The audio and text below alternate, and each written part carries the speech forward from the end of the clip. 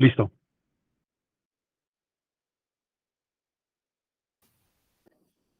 Muy buenas tardes, tengan todas y todos ustedes. Mi nombre es Juan Abelardo Hernández y el día de hoy estaré acompañándolos en este diplomado en problemas de ética jurídica y judicial electorales. El tema que hoy nos convoca es ética y argumentación jurídica. Básicamente, voy a abordar el tema de la argumentación. ¿Qué es argumentar? ¿Cuáles serían los objetivos finales de la argumentación? Y luego hablar con un poco más de precisión sobre cómo el campo de la ética se vincula con eh, con la, con la ética. Me gustaría comenzar precisamente haciendo una distinción en los orígenes de los términos.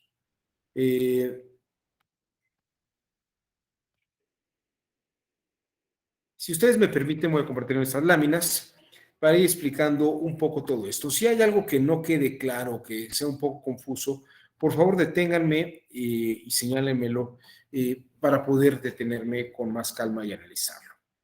Primero, me gustaría explicar cómo se va dando todo el terreno de la argumentación. ¿En qué momento nace la argumentación y cómo es que se da la argumentación? La argumentación jurídica contemporánea, la actual, surge a partir de este texto de Robert Alexy, que se llama Teoría de la Argumentación Jurídica, Teoría del Discurso Racional como Teoría de la Fundamentación Jurídica. Este libro, si ustedes recuerdan, o no sé si lo hayan recordado, si lo recordaron, pero es un libro que en realidad fue la tesis doctoral de Robert Alexy, este autor, este profesor de la Universidad de Kiel.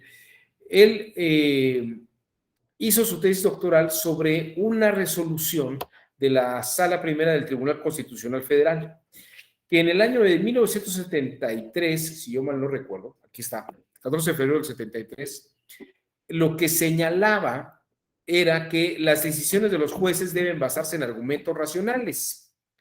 Y Robert Alexy, en el año 78, que andaba haciendo su tesis doctoral, en el año 73, 74, rescató esa resolución en la que se habla sobre basarse en argumentos racionales. Y él se preguntaba, ¿qué es basarse en argumentos racionales? ¿Qué es basarse en argumentos racionales? Entonces, aquí la pregunta es, ¿qué acaso las juezas y los jueces no hacen argumentos racionales? Y parece que más bien resuelven y plantean resoluciones de los asuntos con base en criterios jurisdiccionales y experiencia acumulada.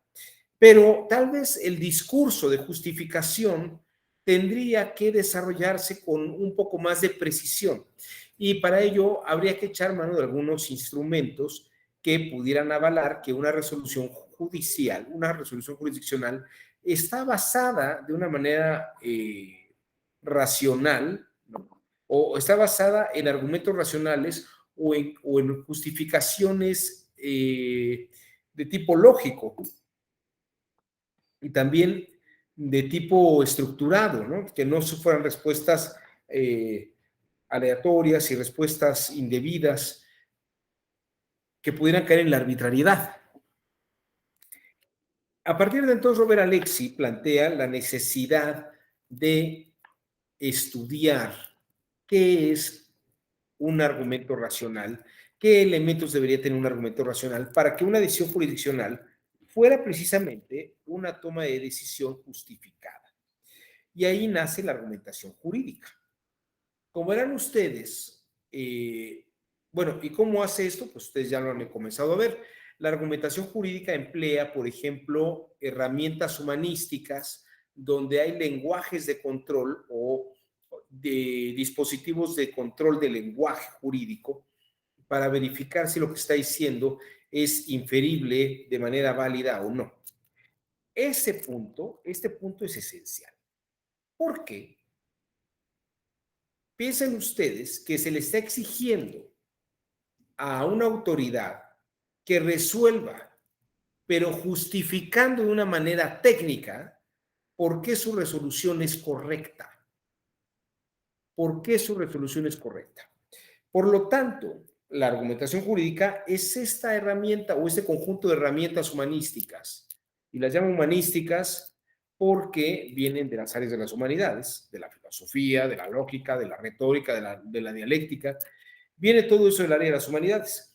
El empleo de esas herramientas humanísticas permite operar el lenguaje jurídico dentro de un lenguaje de control y de ese modo poder avalar qué significa que un razonamiento está justificado de manera correcta. ¿De acuerdo?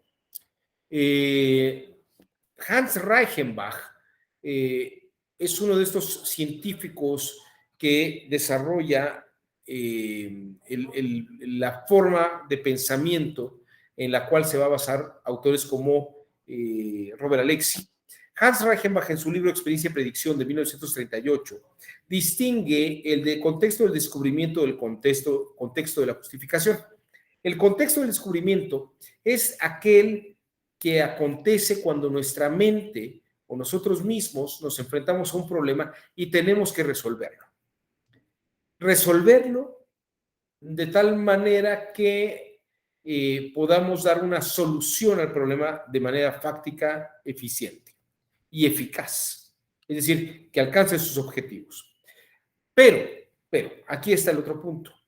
Estas formulaciones de resolución que se dan en el contexto del descubrimiento son más bien cómo respondemos preguntas, cómo damos soluciones a problemas. Pero haría falta la parte del razonamiento argumentativo o del argumento racional para justificar de una manera adecuada que nuestro razonamiento es correcto y adecuado. Para eso echamos mano del contexto de la justificación, ¿no? Básicamente.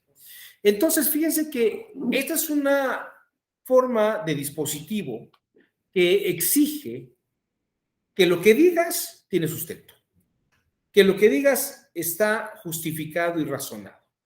Aquí creo que es importante mencionar que este factor ético, el factor ético en que uno tenga que justificar lo que dice para que sea válido, sobre todo siendo un operador jurisdiccional, es algo que sin duda alguna hoy cobra una importancia relevante. Porque hoy en día ustedes se meten al Facebook, a TikTok, a Instagram, a Twitter, y el hecho de que ustedes se encuentren algo allí no quiere decir que sea verdadero, ni quiere decir que esté justificado, ni tampoco quiere decir que esté razonado. Todo mundo tiene derecho a manifestar su pensamiento libremente. Todo mundo tiene derecho a emitir sus opiniones. Todo mundo tiene derecho a manifestarla en las redes sociales. Pero de allí a que lo que estén afirmando, a pesar de que pudiera ser una gran certeza, no quiere decir que, no es que eso sea verdad. Para que eso sea verdad, tiene que haber una justificación argumentada racionalmente.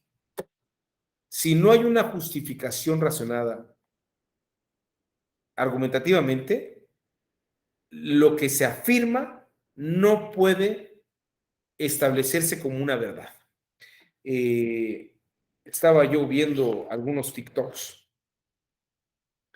de gente que dice cosas y alguien comentaba, no debe usted creerle a esta persona.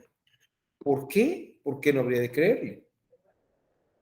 Porque tiene que informarse quién es el que dice algo. Decir, claro, todo el mundo tiene que saber si alguien que está expresando una idea es un aval de que la idea se está expresando de manera válida o es una mera opinión.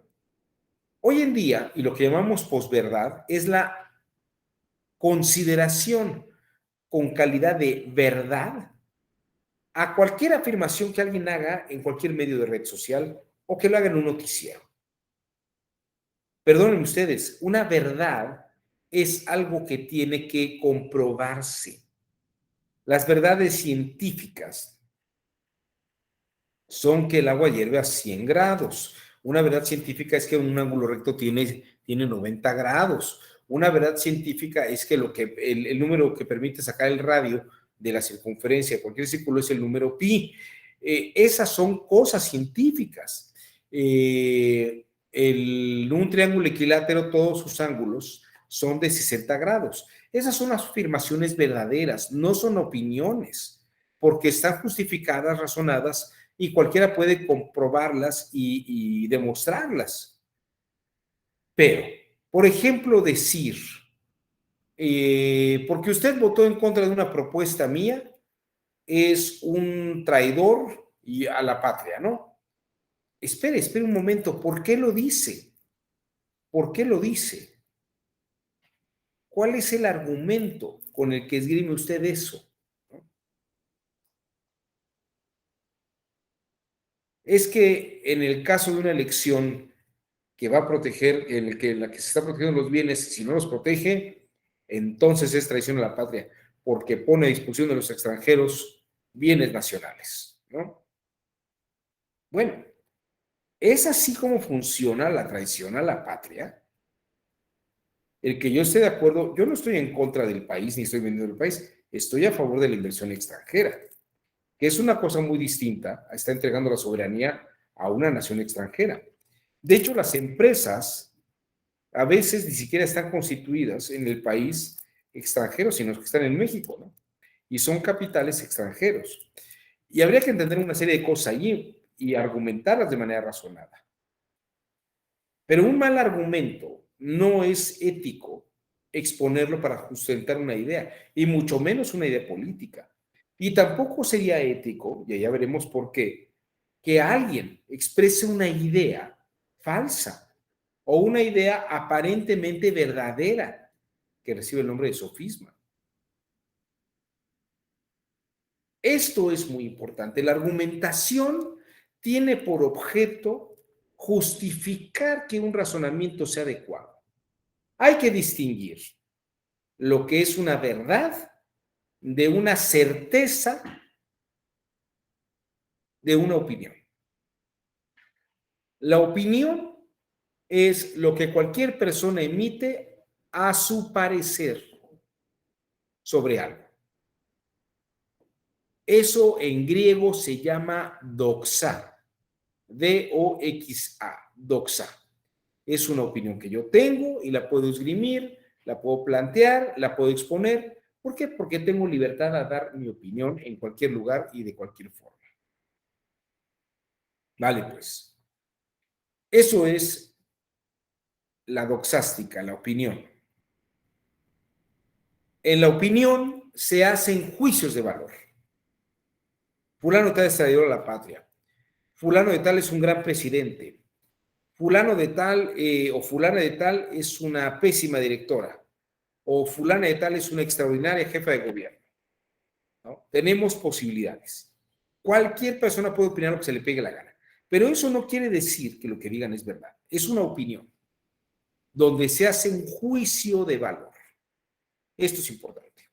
La certeza, a diferencia de una opinión, lo único que dice es que la palabra certitud, o donde viene certeza, significa caminar en un lugar con seguridad.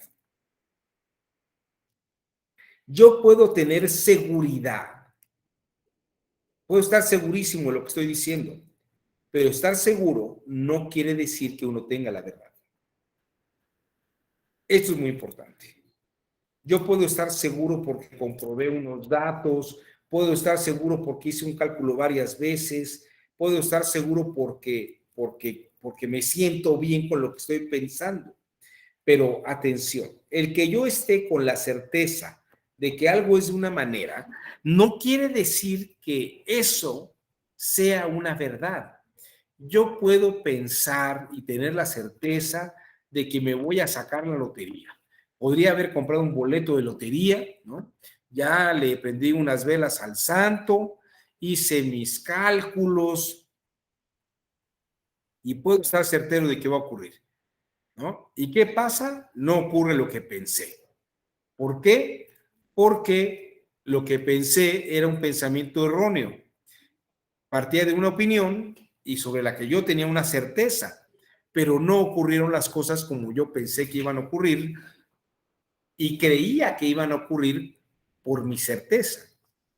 En cambio, si yo tengo un planteamiento argumentado de manera racional, es muy probable que pueda tener una verdad. Si mi argumento, por ejemplo, en matemáticas es un ángulo recto es un ángulo de 90 grados, un triángulo rectángulo que tiene un ángulo recto tendrá por lo menos un ángulo de 90 grados. Y ese es un argumento racional que sustenta una verdad inefable. Pero en otros campos, donde la opinión se queda como opinión, como un juicio de valor, ahí no hay nada que hacer. Porque no hay un argumento sólido. Es una opinión. No sé si con esto queda claro la diferencia entre opinión, certeza y verdad. La verdad se define como la adecuación del intelecto a la realidad. Que mi intelecto tenga los elementos reales, claros, positivos de algo que está ocurriendo en la realidad. ¿De acuerdo? Ahora bien, no sé si queda claro aquí la distinción. ¿Hay alguien que tiene dudas sobre los términos? ¿No? Perfecto. Permítame quitarme el saco.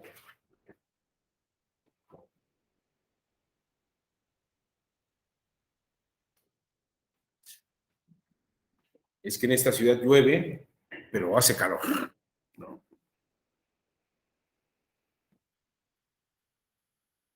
En esta ciudad llueve y hace calor terrible.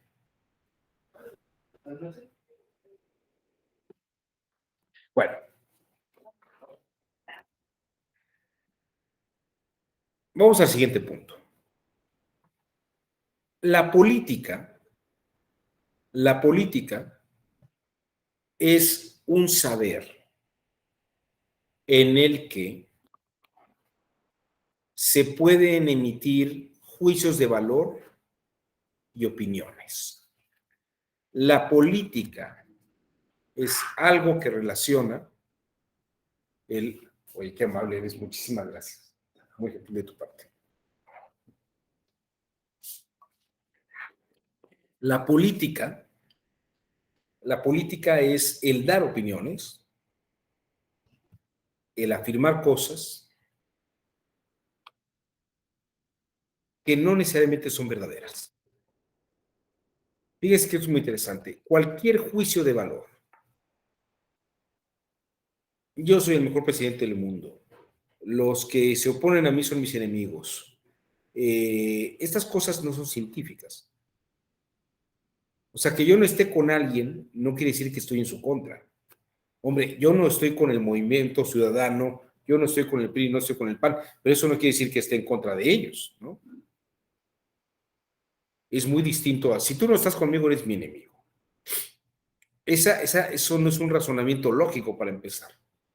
Es un razonamiento sesgado del cual no se infiere de una manera correcta lo que se está diciendo. Si no estás conmigo, no me apoyas, pero eso no quiere decir que estés en mi contra, ¿no? Porque yo no puedo estar en contra de, vamos a decir algo, yo no soy un musulmán, pero eso no quiere decir que vaya en contra de la religión islámica. O sea, que yo no comparta unas creencias y unas opiniones no me hace enemigo de las opiniones. Eso es un argumento que no se infiere, argumentativamente no se infiere esto, ¿no? No se infiere una cosa de la otra, por lógica. Son afirmaciones y opiniones. En la política, dice Max Weber, podemos tener esta posibilidad de dar nuestras opiniones y emitir nuestros criterios con base en nuestros valores. Pero, nuevamente, como diría Max Weber, la política no es una ciencia y las afirmaciones que se hacen en política no son científicas. ¿De acuerdo? Para Max Weber, lo que se llama política es el que alguien haga afirmaciones y juicios de valor conforme a sus creencias y convicciones. Eso es hacer política, ¿no? El político no es un científico. El político no es un científico. Esto debe quedar muy claro. El político emite sus opiniones, es una persona que hace doxástica. Y lo que dice no necesariamente es una verdad. Entonces, hasta aquí quiero que vean ustedes la diferencia entre opinión, certeza, verdad y política. Lo que es la opinión y la certeza pueden entrar en el campo de la política. Yo puedo decir que soy el más guapo de la oficina, puedo decir que soy el más inteligente de la colonia. Eso es hacer política. Pero eso no quiere decir que sea científico. Bien. Ahora bien, si esto queda claro, vamos a ver qué es la ética. La ética, como se entiende en su origen, y esta es de la ética que voy a hablar, es una ética de virtudes, que se da con Aristóteles. Aristóteles es el primer pensador de la historia del mundo que escribe un libro con el título de Ética. Es un libro donde, es un libro donde se descubre el sentido de que algo sea valorable de un modo correcto. La ética es una valoración correcta y además pertinente. Mi opinión es buena, mi opinión es mala. ¿De qué depende? ¿Qué calificaría algo bueno o malo? Es un juicio de valor. Esta opinión es buena o es mala. La ética nos ayuda a calibrar la calidad de bueno o malo de algo.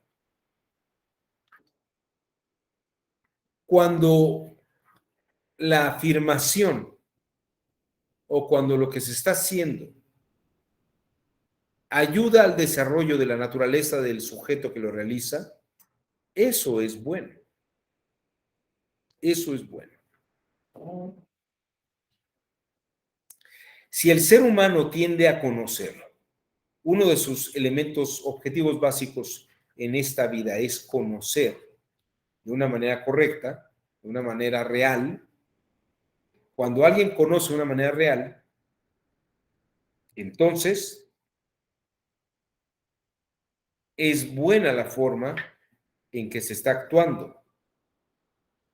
Eso es lo que califica como bueno o mala una actuación de personas.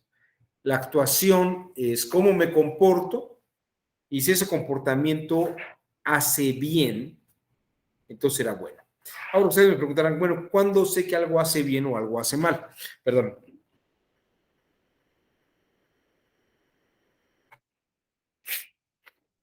Perdón. ¿Cuándo sé que algo está haciéndose bien y algo está haciéndose mal? Bueno, Aristóteles pone algunos criterios en la ética a Nicómaco, o en la Gran Ética, o en la Ética de Eudemo, cualquiera de sus tres éticas, pone criterios para concebir y determinar que un razonamiento es correcto y además es bueno.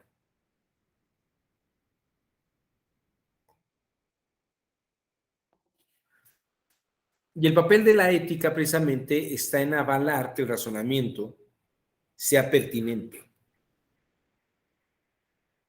Aquí déjenme hacer una acotación y explicar esto. Un argumento, un argumento, bueno, no sé, antes de irme hacia por qué es importante la ética en los argumentos. ¿Hay alguna duda hasta aquí? ¿Algún planteamiento? ¿No? Bueno, Entonces, la política es hacer juicios de valor. Ahora, el señalar que algo está bien o está mal es un juicio de valor, sí, pero la ética nos da algunos parámetros, algunas herramientas para ver que nuestro razonamiento, nuestra opinión, nuestra certeza, nuestras creencias son buenas, son buenas. No solamente que estén bien estructuradas, sino que son buenas. La argumentación nos diría que está bien razonado el argumento, pero no sabemos si es buena. Fíjense que esto es muy importante. La razón me dice que un razonamiento es correcto,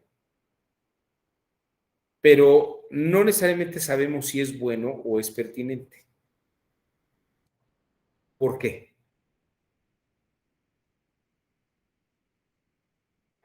Los nazis eran gente muy inteligente. Adolfo Hitler, Göring, Joseph Goebbels, Rosenberg, todos estos señores eran nazis y eran muy inteligentes. Todos ellos justificaron por qué tenía que haber campos de concentración. Todos ellos exponían claramente por qué había que acabar con judíos, húngaros, negros, y había que eliminarlos en campos de concentración. Denme un segundo.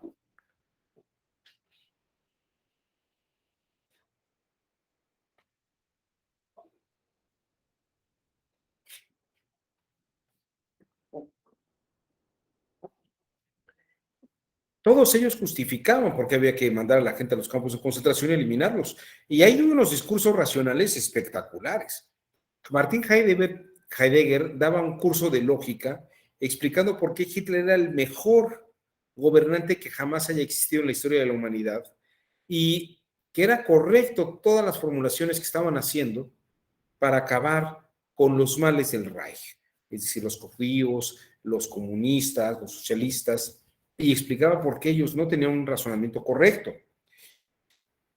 Pero el hecho de que algo estuviera justificado sistemáticamente bien, argumentativamente correctamente, no quiere decir que fuera bueno.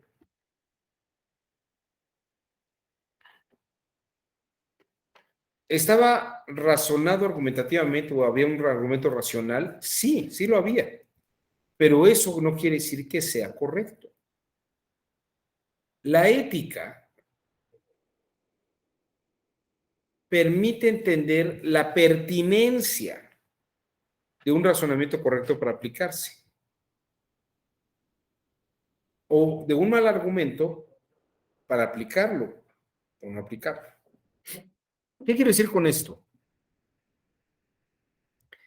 Que la ética nos dice cuándo algo es pertinente o no. La razón, la argumentación nos puede decir que hay justificaciones para mandar a alguien a un campo de concentración y quitarle la vida. Pero la ética nos permite controlar ese razonamiento en el lenguaje de control. La ética me dice, sí, sí, ya me diste una buena razón, pero no es correcto, no es adecuado. O sea, tu razonamiento está palomeado, es válido, es lógico, se infiere todo, pero eso no quiere decir que sea pertinente hacerlo. A esto es a lo que voy. La ética nos da un aval de calidad sobre lo que estamos hablando, sobre lo que estamos justificando argumentativamente. La ética es como el último visto de lo que tenemos que pasar, por un lenguaje tópico, retórico, dialéctico y propiamente moralmente válido. Eso es lo que estudia la ética. Les decía, los nazis tenían buenas razones, pero no era adecuado, no era pertinente, ¿no? Es decir, alguien puede leer a los nazis y decir, bueno, sí, usted tiene una justificación, pero no debe estar matando gente. ¿Y por qué no? Si ya te lo razoné y te lo justifiqué y te lo avalé. No, porque no es pertinente. Pertinente. A ver, vamos a ver la palabra pertinencia. Pertinencia. Vamos a ver qué significa pertinencia. Pertinente. Que es adecuado, que es oportuno en un momento o una ocasión determinada. Eso es pertinente. Que sea adecuado. Que sea adecuado. Que la terminología se ajuste a un caso concreto. Eso es lo que le va a dar calidad a un argumento. No tanto que esté estructurado lógicamente, sino que éticamente sea válido. Éticamente sea válido. ¿Se entiende hasta aquí todo?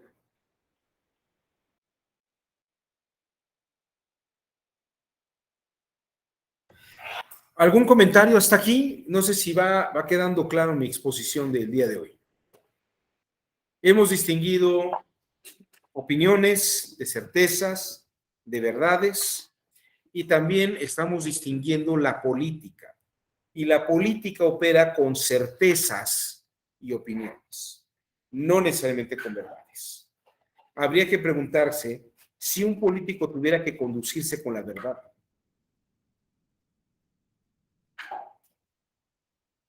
En una verdad no puede haber juicios de valor. Científicamente hablando, una verdad se enuncia, no se juzga. 2 más 3 es igual a 5. ¿Eso es bueno? ¿Eso es malo? Laura, levantó usted la mano, le escuchamos. Sí, doctor, muchas gracias. Buenas tardes. Entonces, la ética, la podemos aplicar tanto para verdades como para juicios de valor y opinión. Es- este, o nada más para los juicios de opinión y juicios de valor y opiniones, toda vez que las verdades pues estarían careciendo de todo juicio de valor, ¿no? Gracias. Así es, mire usted, yo le diría que si usted busca una respuesta científica, el comportamiento ético le tendría que dar una respuesta científica. O sea, yo me voy a conducir con ética, me voy a conducir con los principios de hablar con verdad, ¿no?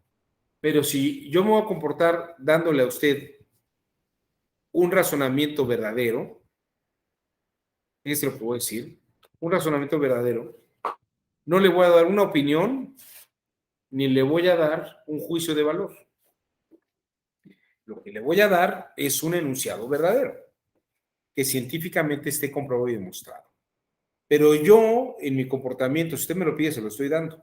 Lo que sería no ético sería darle un juicio de valor y vendérselo o hacérselo creer a usted que es un juicio de verdad. Es que dicen, es que es diputado de Movimiento Ciudadano, es que es diputado del PAN. Ah, no, si es un diputado del PAN, tú créele. Sabe lo que está haciendo. Es que tiene un doctorado en la Universidad de Navarra. No, no, espérame. No, no se lo voy a creer porque venga de la Universidad de Navarra o de la Complutense de Madrid. Lo que yo necesito es que me dé una justificación al razonamiento que me está dando. Eso es lo esencial. La ética lo que va a decirle a usted es, si usted quiere una verdad, yo le voy a dar una verdad, pero no le voy a ofrecer una opinión y una certeza. Y sería incorrecto que le diera una opinión y una certeza y le dijera, esa es la verdad, porque no lo es. La verdad se opera en márgenes de control, con lenguajes de control, como la lógica, la retórica, la tópica, son herramientas que permiten controlar el argumento. No sé si me voy explicando, Laura.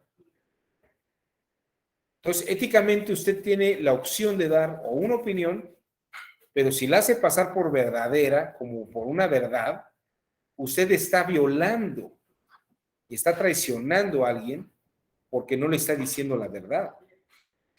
No le puede vender una opinión a nadie como una verdad. ¿Sí me explicó? Eso es importantísimo. Y en el campo de las elecciones, En el campo de lo jurídico, electoral, por ejemplo, por decir algo, el hacer juicios de valor no quiere decir que sea una ciencia. Sin embargo, fíjese que aquí esto también es relevante. En la política se vale hacer juicios de valor porque no es un saber científico. El saber político es un saber de opiniones y la gente se guía por opiniones, no por verdades. El campo de la política no exige comprobaciones científicas. El campo de la política, usted puede enunciar afirmaciones y no ser verdaderas. Pero si la gente las cree, qué bueno, porque usted lo que está buscando son electores. ¿Se ve la diferencia? ¿Se ve la distinción de términos y en qué consiste cada uno de ellos?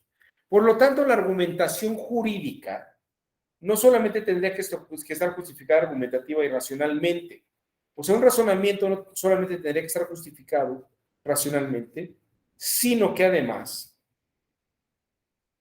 tiene que ser emitido con una voluntad recta, con la ética al frente, en el que yo le creo a usted, no porque sea mi cuñado, o porque sea mi cuñada, o mi hermana, o mi hermano.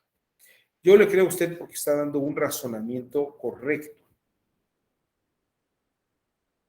Y además, pertinente.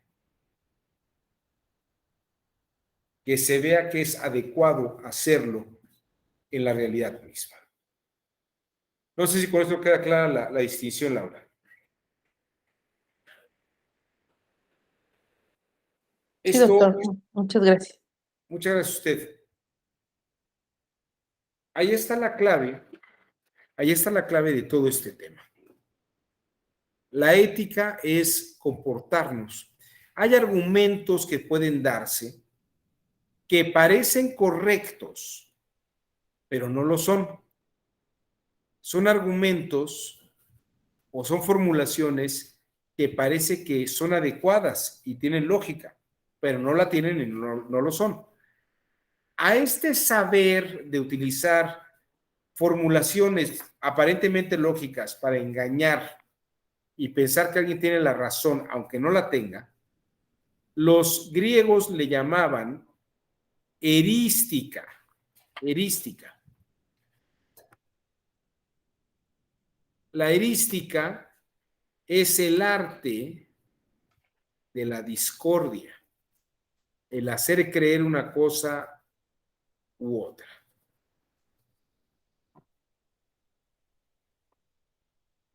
Déjenme acá está.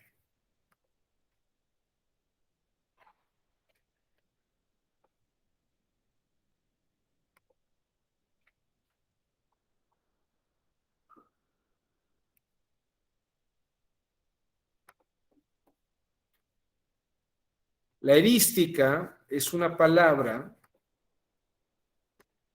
que refiere a la diosa Eris. La diosa Eris, que es la diosa de la discordia. Es la diosa de la discordia. Y la erística lo que tiene por objeto es la desunión, la controversia, el embate, la búsqueda de pleitos. Eso es lo que hace la erística. Y cuando queremos acabar con un argumento, si no tenemos la fuerza argumentativa, por lo que optamos es precisamente por generar discordia. No es argumentar, es aparentar que argumentamos, aparentar que estamos diciendo algo con razón, pero que no lo es. A eso se le llama erística. Y esta es una forma en que se viola la ética en el quehacer de la verdad. Es decir, el político puede echar mano de la erística para aparentar que está dando razones y que convence a alguien de una verdad. Pero eso no quiere decir que lo que se está afirmando sea verdadero. Vamos a dedicarle la siguiente parte de esta sesión a entender qué es la erística, porque puede haber argumentos ahí, pero van con una intención sesgada de hacer daño. Si les parece, hagamos un pequeño receso de unos 7 minutos. Son las 5:53 y regresamos entre 6 y 6:02, 3 minutos. ¿Les parece? Perfecto.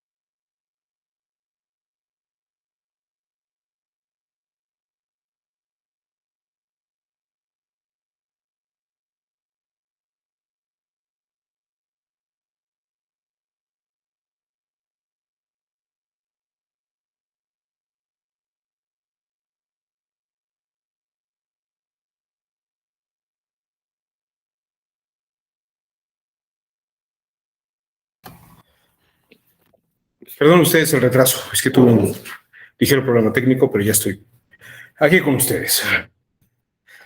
Bueno, estábamos hablando sobre la erística, que es el arte de aparentar un argumento sin que sea propiamente un argumento. Y me voy a tomar un poco una libertad de poner algunos ejemplos de lo que es el arte erística en nuestros días. Porque la erística consiste en generar discordia o no acuerdos. Y les digo que la erística tiene que ver con dar opiniones o hacer creer algo. Y esta conducta es política, pero no es ética. No son argumentos, sino son aparentes argumentos. Vamos a explicar esto con dos autores esencialmente expertos en el tema. Expertos en ser erísticos. El primero de ellos es William Gerard Hamilton, quien escribió a mediados del siglo XVIII este libro que se llama Lógica Parlamentaria. Es una obra que sin duda alguna fue un éxito y hoy en día es un libro maestro. Durante la época dorada de ICADEP, de la Escuela de Formación de Cuadros del PRI, era una lectura obligatoria y de estudio a fondo. La erística, en el caso de Gerard Hamilton, eran consejos para aparentar que se estaba razonando algo, aunque en realidad no lo fuera. Vamos a ver algunos de estos consejos tal cual como están escritos en la obra de Hamilton. Número 1. Cuando cites como prueba un ejemplo, haced que éste sea tan irritante de por sí como probatorio. Es decir, voy a ponerles un ejemplo de algo y hagan que sea tan irritante que además lo pruebe. Es erístico lo que hizo el periodista Loret de Mola. Prueba que hay una casa en la que habita uno de los hijos del señor presidente. Eso es erístico. Porque de algún modo prueba que sí, efectivamente vive allí. Y uno pensaría, claro, pero si es una familia austera y es una familia que no debe vivir con lujos y que además no creen vivir con lujos, ¿por qué tendría que vivir con lujos, no? Entonces, esta es una forma de aparentar un argumento, ¿no? Pero en realidad no estamos argumentando nada, porque no es científico decir que esa casa es del hijo. No hay comprobación ni hay demostración científica de que él haya comprado. No hay una demostración de que haya sido objeto de corrupción. Simplemente la erística señala algo que podría irritar a la gente, como diciendo, no, que era un presidente austero, mire, su hijo tiene una casa hasta con alberca, ¿no? Bueno, sí hay una casa que tiene alberca y ahí hay fotos del hijo del señor presidente, pero eso no quiere decir que sea de él, ni quiere decir que a lo mejor pasó un fin de semana allí, o a lo mejor alguien se la prestó por alguna cosa, o a lo mejor no se la prestaron a él, se la prestaron, como dicen, a la esposa, o puede haber muchas razones. Oiga, es que se la compró, era operador de unas empresas con las que Pemex tenían. Pues sí, puede ser, pero no hay un argumento contundente. Son puras conjeturas, si se dan cuenta, son puras conjeturas que se arrojan. No hay ni una sola prueba que establezca ese nexo. Así como, por ejemplo, el presidente responde diciendo, vamos a mostrar cuánto gana Loret de Mola. ¿Y cómo para qué? Es que seguramente le están pagando una fortuna para que me ataque. Y, o sea, eso haría aparentar que lo que está diciendo no es cierto. pero pues tampoco lo está aprobando él. Entonces, esto es un juego erístico, si se están dando cuenta. La erística tanto del reportero, del periodista, como del servidor público. En cualquiera de los casos se citan ejemplos, pero son irritantes. Son irritantes. Es que él gana más que lo que yo hubiera ganado en toda mi vida. Es que usted dice que es austero y su hijo no lo es. Efectivamente, son pruebas, son ejemplos. Si vas a probar con algo, utiliza un ejemplo y que sea irritante. A cualquiera le irrita eso, pero eso no prueba nada. Entonces, esto no es un argumento, esto es una estrategia erística para irritar a la gente y que prefiera más un razonamiento de una persona que de otra, aunque el razonamiento no está justificado. Esto es importante. Esto es política, es una argumentación política. Dan opiniones, hacen juicios de valor, pero no hay una prueba. La ética reprobaría la conducta erística porque no está hablando con la verdad. Y todavía reprobaría la ética decir que esto es un argumento verdadero. No está probado que la casa sea del hijo del presidente, ni está comprobado que sea producto de corrupción. Es simplemente una opinión y una afirmación política. La ética diría que es mal, que está muy mal hecho y es impertinente, fíjense, no es pertinente, es impertinente el estar esgrimiendo ese tipo de afirmaciones en un contexto de este tipo. Segunda afirmación que hace William Gerard Hamilton. Haced pasar lo bueno por malo y viceversa. Examina uno por uno con cuidado vuestros puntos y tened siempre en cuenta los prejuicios dominantes. Haz pasar lo bueno por malo y lo malo por bueno. Y fíjense, algo que para unos es bueno, para otros va a ser malo. Y lo que para unos es malo, para otros va a ser bueno. Fíjense ustedes aquí cómo operamos en este campo. Damos a conocer que hemos dado seguimiento a esta conferencia de prensa, la mañanera con el presidente Andrés Manuel López Obrador, como todos los días, que ahora se encuentra en Aguascalientes, y le han preguntado en torno a un supuesto video en el que aparece su hermano y también David León, un funcionario que estaría encargado de la empresa de distribución de medicamentos y que recién pues ha mencionado que no tomaría protesta hasta que se aclare lo que ha ocurrido específicamente en este video. Ya el presidente respondió sobre el mismo, ya fijó su postura en esta conferencia de prensa. Si usted no tuvo oportunidad de escucharlo, aquí lo vamos a reproducir. Es lo que dijo el presidente en torno a este video que ayer se dio a conocer. Vamos a escuchar. En aquellos casos que nos tienen muy molestos a nuestros adversarios, sin duda es extorsión,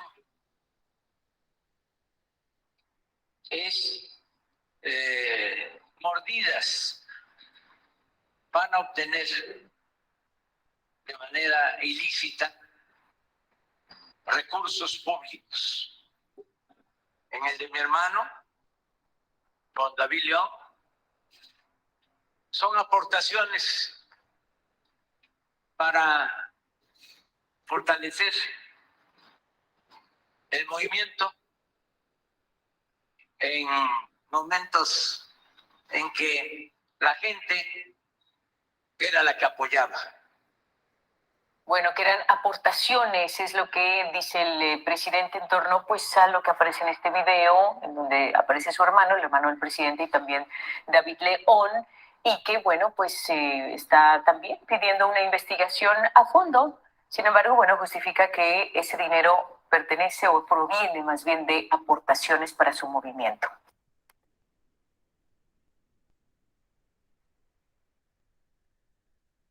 No sé si se ve la sutileza y la riqueza de la erística.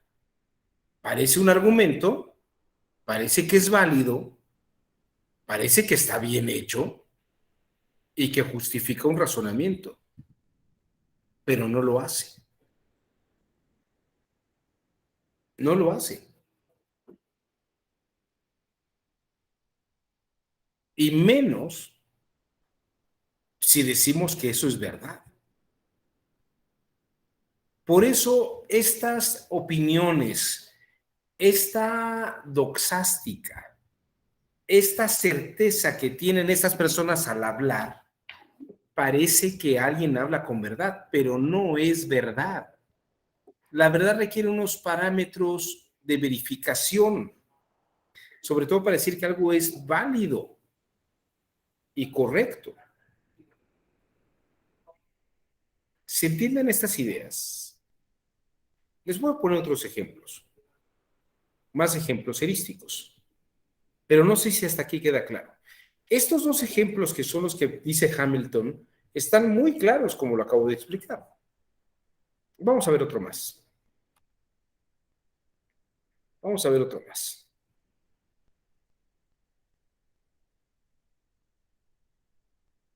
Vamos a Distingue entre lo que es evidente y lo que parece evidente.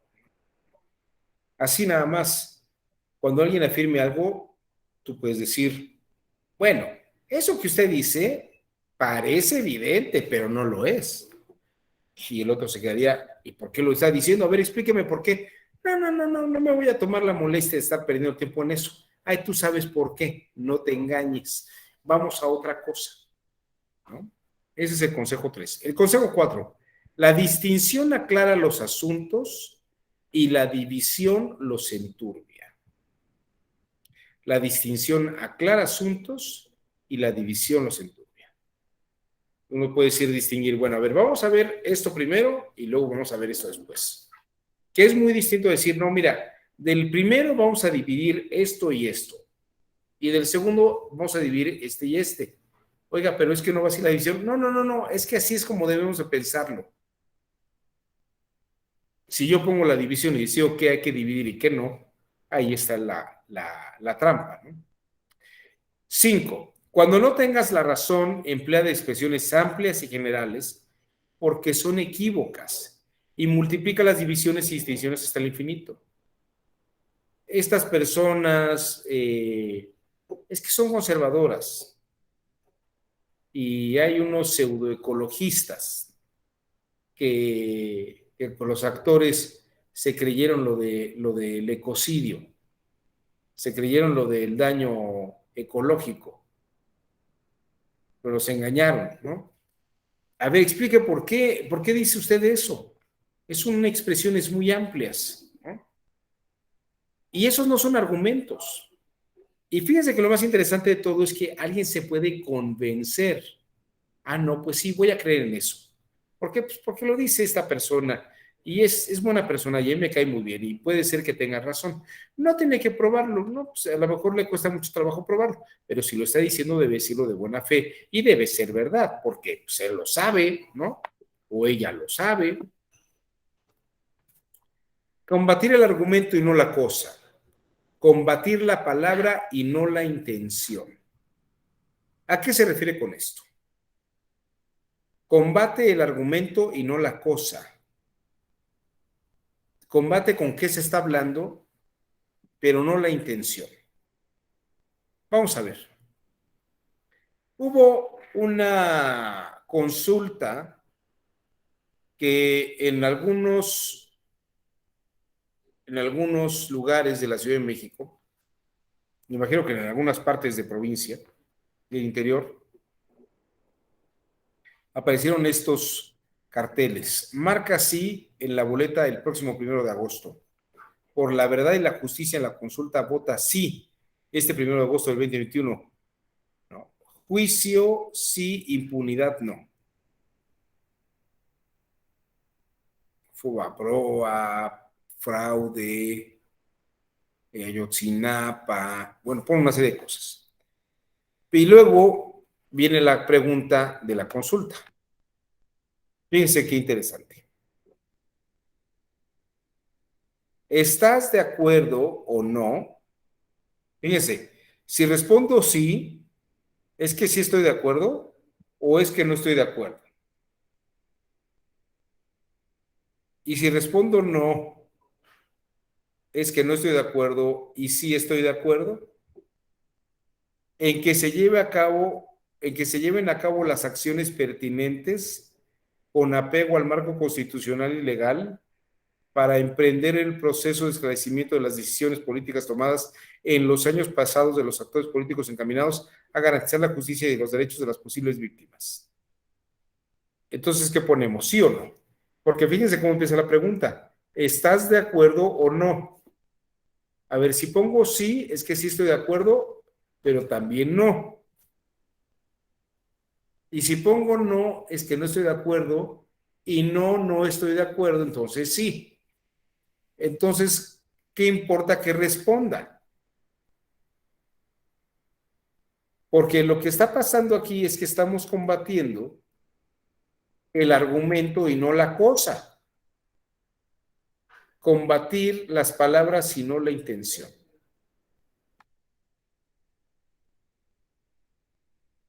¿Queda clara esta idea? Bueno, más bien, ¿queda clara que no queda clara la idea de lo que está pasando? ¿Qué había que poner? ¿Sí o no?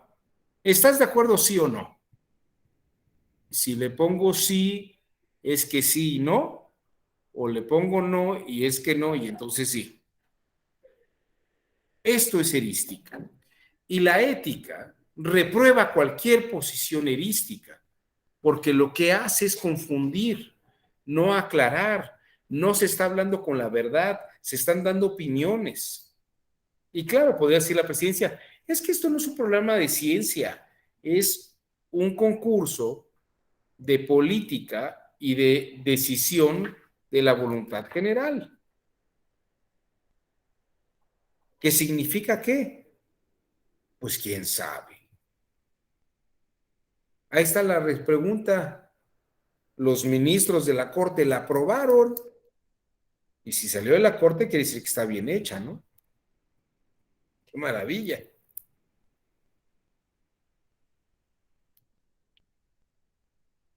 ¿Comentarios hasta aquí? ¿Alguien más? ¿Habían visto alguna vez la lógica parlamentaria de Hamilton? ¿La habían estudiado alguna vez? Fíjense, aquí va más. ¿Me equivoco o acaso no son cosas que pasan todos los días? Ahí viene otra, fíjense. Vamos a ver.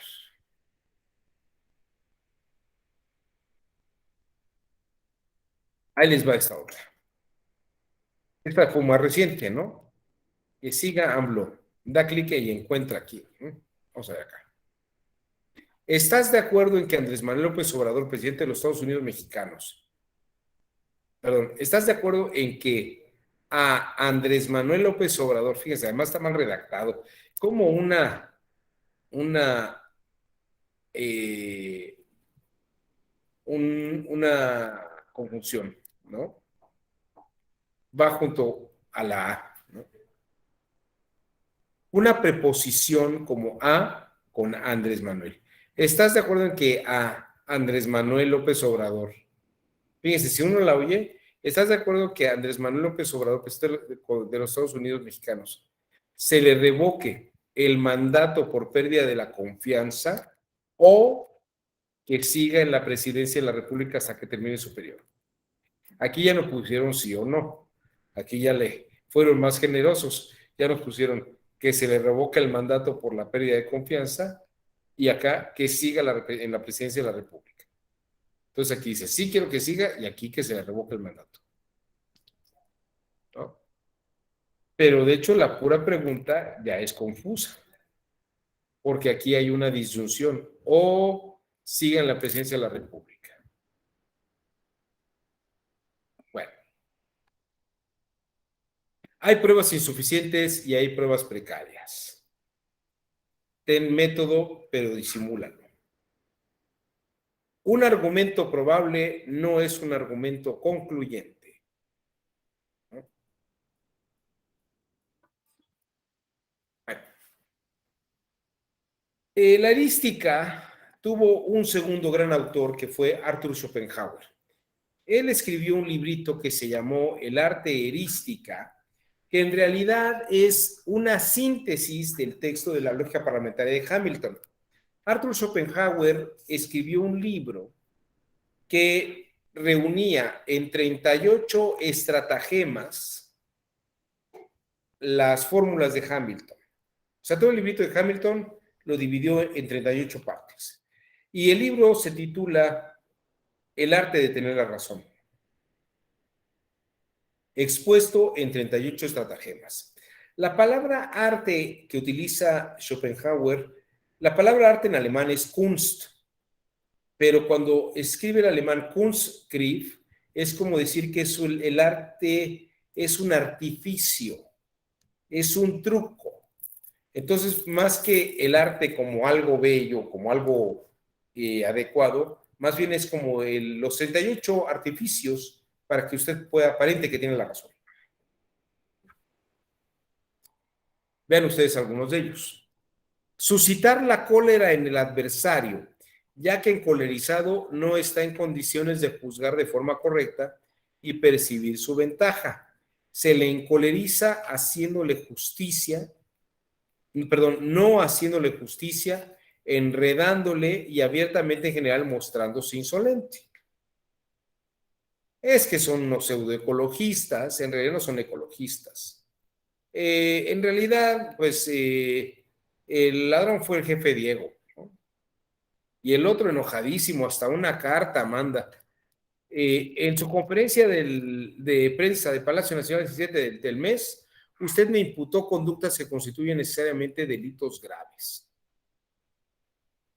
La primera de ellas consistió en que estoy vinculado a un grupo opositor a su gobierno que recibe los fondos del gobierno estadounidense y que nos proponemos evitar que los recursos públicos se apliquen en beneficio de los mexicanos más pobres. Y luego le pone, acto seguido, afirmó que yo participé como abogado en una maniobra ilegal e inmoral que tuvo consecuencias, como consecuencia la devolución tramposa de muchos miles de millones de pesos de impuestos en beneficio de una empresa refresquera.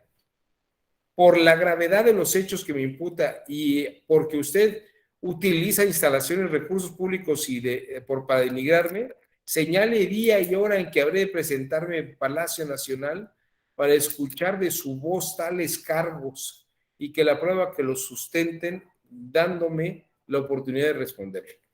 Fíjese, ahí ya está muy enojado, ¿no? Y esta es una nota que sale en el periódico. El jefe Diego señaló que si López Obrador fuera un hombre de honor y sus acusaciones estuvieran sustentadas, y él empieza a decir y a increpar, ¿no? Y Andrés Manuel, pues muy tranquilo, pues no pasa nada, no nos enojemos. ¿A qué se enojan? ¿No? No, yo no voy a entrar en su jueguito de politiquerías. Eso es un arte erística. Entonces, piensan ustedes que en materia jurisdiccional, en un razonamiento jurídico, en un razonamiento jurisdiccional, precisamente, la erística parece verdad, pero no lo es. No hay un argumento racional. Son afirmaciones y opiniones. Esto es lo que es muy grave. Eso es lo que es muy grave. Y en esto precisamente radica que la argumentación exponga y justifique con argumentos racionales algo que se está diciendo. Porque éticamente es correcto y pertinente darle a alguien una verdad. Es ético darle a alguien una opinión, pues usted puede dar su opinión, pero si estoy buscando un razonamiento verdadero, su opinión no quiere decir que sea verdad, ¿no? Muchos argumentos, todos los días estamos argumentando y entendiendo estas cosas. En esto es donde radica, la importancia de comportarse de una manera ética, adecuada, correcta. ¿Se entiende la idea? La ética busca que el argumento sea estructurado, razonable. La ética busca que no haya justificaciones erísticas, es decir, que no estén politizadas por la opinión y por certezas. Es que estoy segurísimo.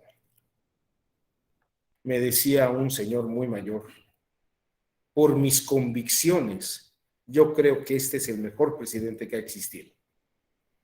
Bueno, yo le decía, pues muy bien, en eso cree usted, ¿no? Pero es una creencia. Ah, ¿tú no crees en eso? Y yo lo que le decía era, bueno, pues no importa lo que yo crea, ¿no? No me voy a pelear por lo que usted cree, yo creo, ¿no? Yo soy un académico. A mí lo que me importan son hechos, cosas reales. Es que mi opinión está basada en hechos reales. Ah, bueno, si usted ya quiere que nos sentemos a verificar si el juicio de valor es verdadero, pues ya nos sentamos en otra cosa. Pero deme un argumento razonado, deme un argumento justificado, ¿no? Y si se va por el lado de Hamilton, es que, por ejemplo, el presidente Calderón mató mucha gente. Bueno, sí es un ejemplo y es irritante, pero no argumenta nada, ¿no? Eso no hace que este presidente se vaya contra aquel. Lo que nos dice es que el otro era terrible, ¿no? Desató una guerra y a lo mejor no tomó todas las precauciones. O sí, pero no lo sabemos, ¿no? Es que el otro vendió tantas empresas. Bueno, ¿y eso hace mejor a este que a aquellos? Este es el punto. La ética debe distinguir muy bien. Si vamos a opinar, pues opinemos. Si vamos a creer, pues vamos a creer, ¿no? Yo creo en el Espíritu Santo, en la virginidad de la Santa Virgen María, ¿no? Y en la Inmaculada Concepción, ¿no? Y no hace falta un argumento para creerlo. Les diría que es un tema de convicciones personales. Max Weber diría que esas afirmaciones, por lo que yo las creo, es política. Nada más. No hay que meterse en otros problemas. En fin, esto es lo que he querido decirles en esta sesión. La ética, entonces, debe comportarse sobre todo en atención a la verdad, no a la opinión. Y si entramos en el campo de la opinión, la ética lo que nos diría es un juicio de valor. No juzguemos ese juicio de valor. ¿Estamos de acuerdo hasta aquí? Bien, me quedan todavía unos 14 minutos más de sesión. No sé si ustedes quieran comentar alguna cosa al respecto. No sé si alguien tenga alguna duda. ¿No? Bueno, pues espero que haya sido de su interés lo que hemos visto esta tarde y espero que no haya dudas, por lo que veo que parece que nadie tuvo ninguna duda. Y es un factor importante porque lo que hoy llamamos posverdad es precisamente el abandono de la convicción porque un razonamiento sea justificado y avalado con la verdad. Y la ética tendría que exigirle al comportamiento de alguien en una toma de decisiones, no basarse en un juicio de valor o una certeza, sino en una verdad científica o en una verdad argumentada y justificada. Laura Jiménez, levantó usted la mano, le escuchamos. Sí, doctor. Muchas gracias. Yo me quedo con muchas dudas, pero no respecto a lo que usted nos acaba de exponer, sino yo creo en general sobre el tema, o más que dudas, inquietudes, porque en esta actualidad que vivimos, donde las nuevas tecnologías juegan un papel muy importante para la emisión de opiniones y pseudo verdades, ¿no? Nos hace caer, yo creo que frecuentemente por la rapidez de la información también en estos errores, ¿no? Pasar por verdades lo que no es verdad y y la ética me parece que entonces está apartada de esta vorágine de información y de comunicación que tenemos actualmente, ¿no? Entonces, yo me quedo con esto y si estoy equivocada es lo que quisiera saber su opinión. La ética pone estándares de calidad, ¿no?, en las verdades. Y en las opiniones no tendríamos por qué desgastarnos en ponerles estos estándares de calidad. Simplemente verlo como es, una creencia, una opinión y nada más. Pero en donde sí tenemos que poner énfasis en tener mayor controles lógicos, controles cualitativos como la ética, es en donde se esbozan verdades para la verificación de si es en realidad una verdad o no es una verdad. ¿Es correcto, doctor? Así Gracias. es, Laura. Ese es efectivamente, en síntesis, todo lo que acabamos de ver este día. Efectivamente, así es. Tal como lo acabas de decir. Suscribo cada una de las líneas que has dicho. Excelente. Hiciste un excelente corolario.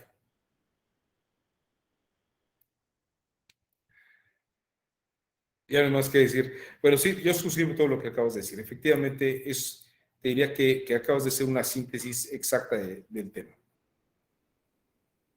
No sé si alguien más quiera emitir alguna opinión, alguna otra observación, alguna otra observación, ¿no?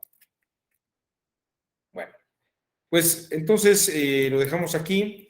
Les deseo una excelente tarde. Estamos ya a punto de entrar al fin de semana. Que tengan un excelente fin de semana y nos vemos en la siguiente ocasión.